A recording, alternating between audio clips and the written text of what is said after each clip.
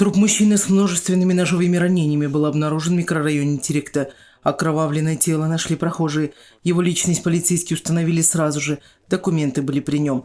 В ходе проведения первичных следственных действий оперативники отыскали свидетеля преступления, который приходится погибшему другом.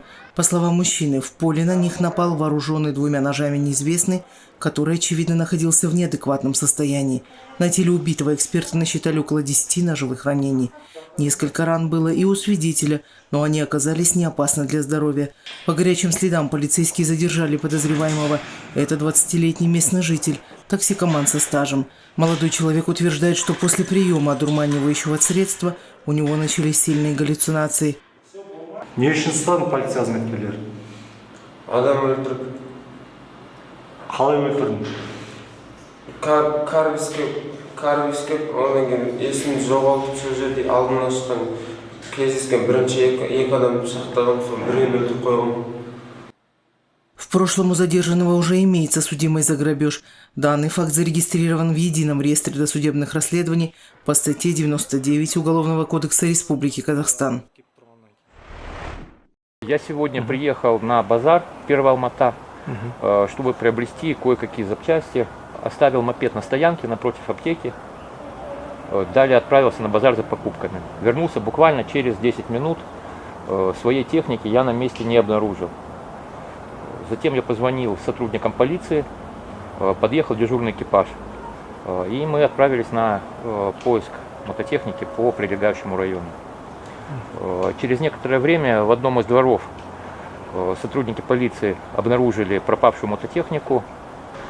Сотрудники полиции задержали злоумышленника вот по данному адресу. Улицу назвать я не могу, потому что название здесь нет. Вот. Ну, хотелось бы выразить огромную благодарность за оперативность, благодаря чему техника вернулась ко мне обратно. Алматы қаласының 40 жастағы тұрғынының күні осылай басталды. Оның мүлкіне 25 жастағы ер адам көз тікті. Күдікті жасаған ісін мойындады. А что вас задержали сотрудники полиции? Кражу мопеда.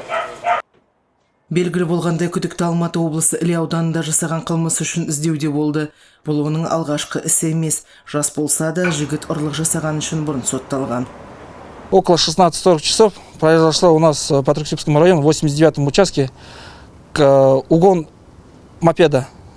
По рации передали подозреваемому, что данный гражданин управляет мопедом, мужчина-европеец, возраст 25-30 лет.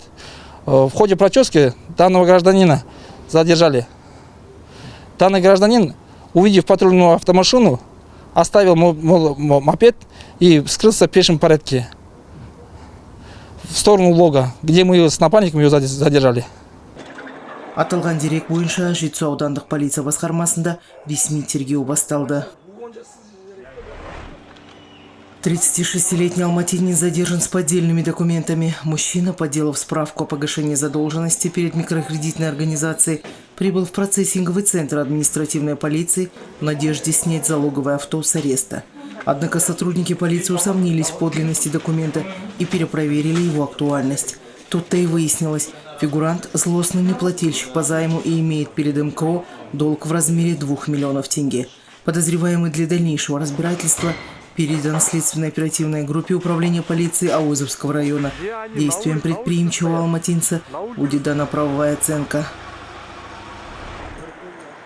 Алматыда полиция қызметкерлері 20 және 25 жастағы екі жігітті синтетикалық есірткімен ұстады. Вещество со специфическим запахом, правильно? Да. Ұсталғандардың бірі бүкіл партияны түгелдей дерлік сата алды. Оның бірнеше бумасы ғана қалған болатын. Ол өзінің жұмысының дәлелін телефонға түсіріп отырған. Содан кейін оны жұмыс берушіге ұсынған. Имеются картинки, где они обозначены.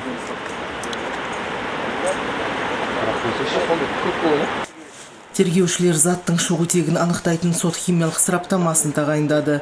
Бірақ қазірдің өзінде ірі партияның тәркіленгені анық болды. Аталған дерек бойынша Әуезов аудандық полиция басқармасында ресми түрде қылмыстық іс қозғалды.